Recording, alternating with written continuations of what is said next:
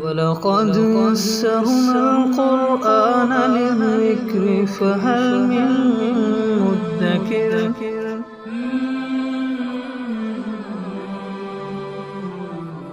سورہ ملک آیت نمبر 23 اعوذ باللہ من الشیطان الرجیم بسم اللہ الرحمن الرحیم قل هو الذی انشأکم وجعل لکم السمع والابصار والافئدہ قلیلا ما تشکرون۔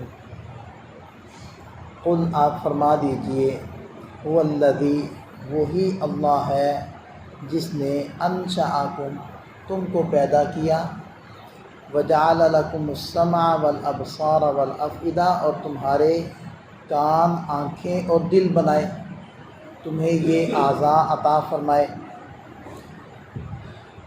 مفسرین فرماتے ہیں کہ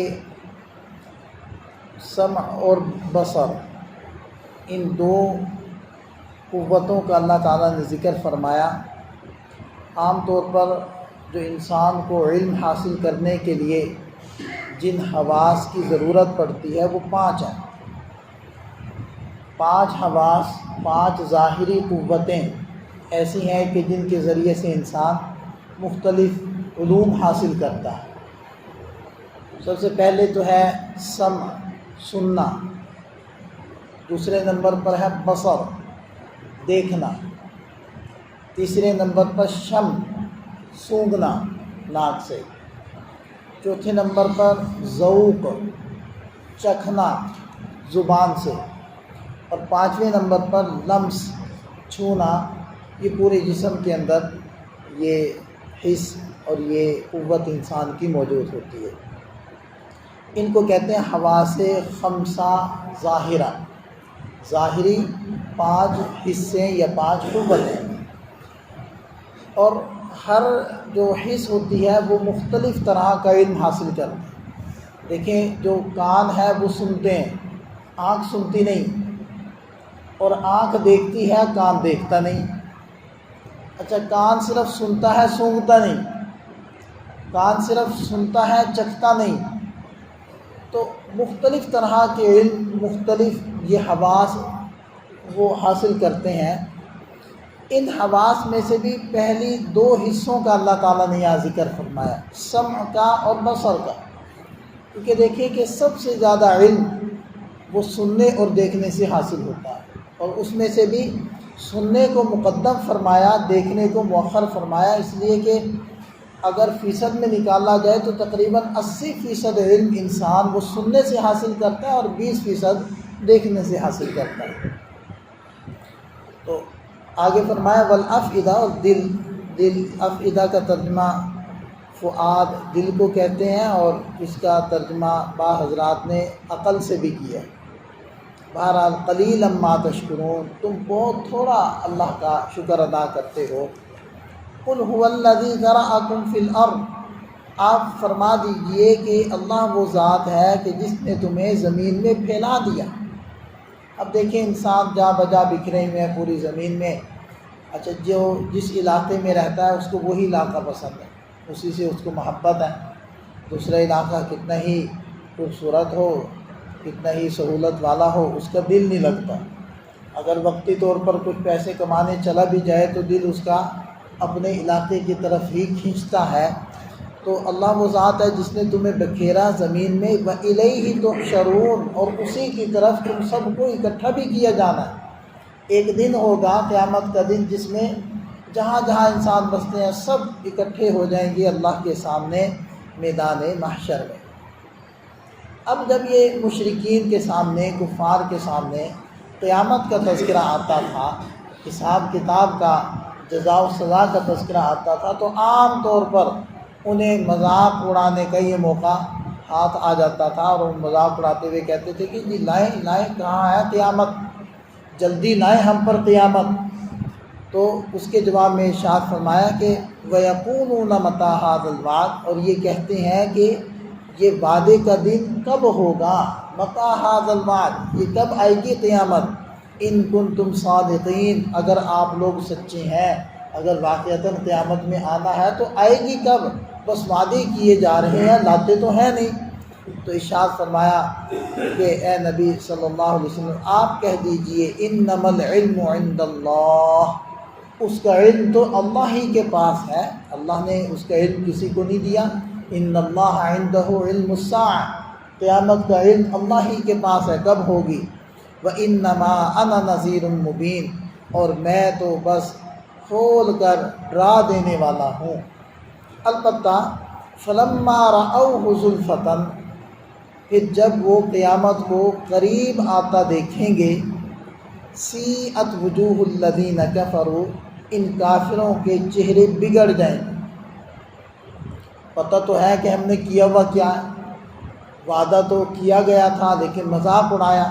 جب اس کو وفا ہوتا دیکھیں گے، جب اس کو پورا ہوتا دیکھیں گے تو چہرے بگڑیں گے، کیونکہ پتہ ہے کہ ہم نے کیا ہوا کیا ہے اور اپنے کیے کا بدلہ ملنا ہے۔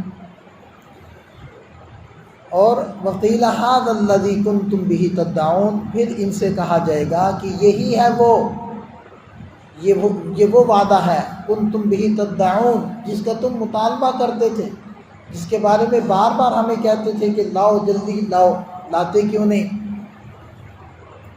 اور اسی طرح وہ سارے کافر وہ اس انتظار میں تھے کہ آخر مرنا تو سب نے ہی ہے، نبی پاک صلی اللہ علیہ وسلم جب وفات پا جائیں گے، آپ کے صحابہ وفات پا جائیں گے تو ان کا دین مٹ جائے گا، ختم ہو جائے گا۔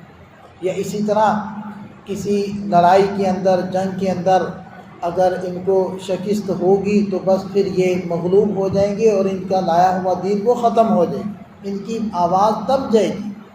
تو اس کا جواب ارشاد فرمایا کہ قل، آپ فرما دیجئے، ارأیتم، تم دیکھو تو، ان اہلکنی اللہ ومن معی، اگر اللہ تعالیٰ مجھے اور میرے ساتھ ایمان والوں کو ہلاک کر دیں، چاہے وفات دے دیں، چاہے مغلوب کر دیں، یعنی کسی جنگ کے اندر ہم ہار جائیں، کچھ بھی ہو جائے، او رحمنا، یا اللہ ہم پر رحم کرے اور اللہ ہمیں فتح دے دے، کچھ بھی ہمارے ساتھ ہو، فَمَن يُجِيرُ الْكَافِرِينَ مِنْ عَذَابٍ أَلِيمٍ، تو کافروں کو دردناک عذاب سے کون بچائے گا۔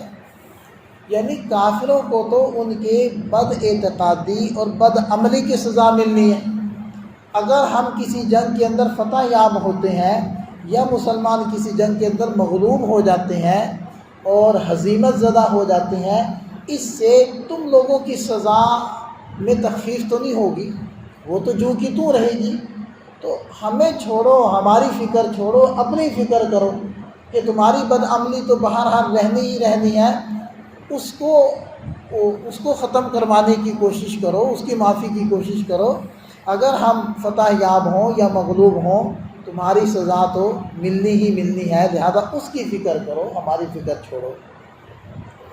قل، آپ فرما دیجئے، هو الرحمن، وہی رحمان ہے، آمنا بہ، ہم اس پر ایمان لائے، وعلیہ توکلنا، اور اسی پر ہم نے بھروسہ کیا۔ فستعلمون من هو فی ضلال مبین، ان قریب تم جان لوگے کہ کون کھلی گمراہی کے اندر ہے۔ قل، آپ فرما دیجئے، ارأیتم، دیکھو تو، ان اصبح ماؤکم غورا، اگر تمہارا پانی خشک ہو جائے۔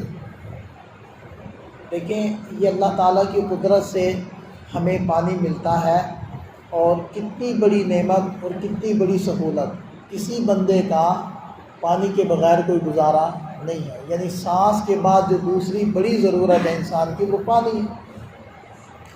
اور پہاڑوں پر برف باری اور پھر اس کا پگھلنا، اور پھر وہ ندی نالوں اور دریاؤں کی شکل، یا پھر اس کا زمین کے اندر رسنا، اور پھر زمین کے اندر کاریزوں کا چلنا، اور ساری زمین میں رگوں کے ذریعے سے پانی کا پہنچنا، اور لوگ بور کرتے ہیں اور وہاں سے میٹھا پانی نکال لیتے ہیں۔ یہ تو صرف ہمارے اس علاقے کا مسئلہ ہے، کڑوا پانی ہے، ورنہ تو جگہ جگہ اللہ تعالیٰ نے میٹھے پانی کی کاریزیں چلائی ہوئی ہیں۔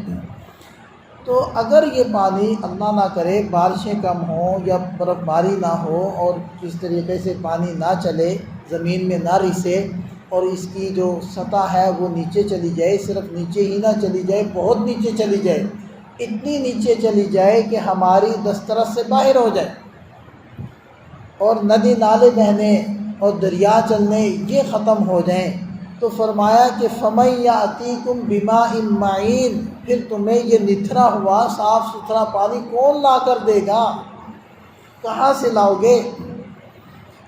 تو جب پانی تک کی ضرورت وہ پوری کرتا ہے تو پھر عبادت کے لائق کون ہے، پھر سجدوں کے لائق کون ہے؟